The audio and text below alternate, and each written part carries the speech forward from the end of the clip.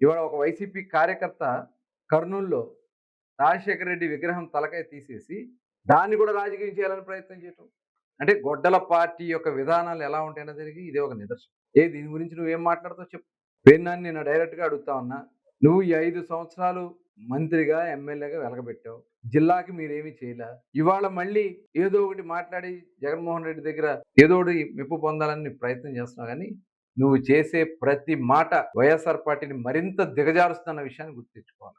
మీ దిగజారుడు రాజకీయాలు ప్రజలు ఇవాళ ప్రోత్సహించే పరిస్థితిలో లేరు ఎక్కడా కూడా. ఖచ్చితంగా మీకు ఫుల్ స్టాప్ పెట్టారు. మరింత దిగజారే పరిస్థితి వస్తది. 11 కాదు కదా, 11 కన్నా కూడా సింగిల్ డిజిట్ కూడా వచ్చే పరిస్థితి మీకు ఉండదని కూడా ఈ సందర్భంగా తెలియజేస్తూ, పేర్నని ఖబర్దార్ జాగ్రత్త. ఒళ్ళు దగ్గర పెట్టుకొని మాట్లాడకపోతే ఖచ్చితంగా మేము బుద్ధి చెప్తాం. ఇవాళ నువ్వు ఎలక్షన్‌లో పోటీ చేయటానికి డబ్బులు లేవని, ఇవాళ మీకు ఇన్ని కోట్ల రూపాయల ఆస్తులు ఎక్కడి నుంచి వచ్చినాయి? బియ్యం దొబ్బేసి మరి వెంటనే డబ్బులు తీసుకెళ్ళి కట్టేసి, ఇన్ని డబ్బులు తీసి కట్టేస్తే దొరెవడు కదా! ఇక దొంగలు కూడా వచ్చి ఇక్కడ మాట్లాడతామంటే ఇంతకన్నా సిగ్గుచేటు ఇంకోటి ఉండదు. డెఫినిట్‌గా ప్రజలతో వాస్తవ విషయాలను కూడా మేము చెప్తాం. ముందుకు తీసుకెళ్తాం. మీలాంటి వ్యక్తుల్ని ఈ జిల్లా నుంచే తరిమి తరిమి కొడతాం.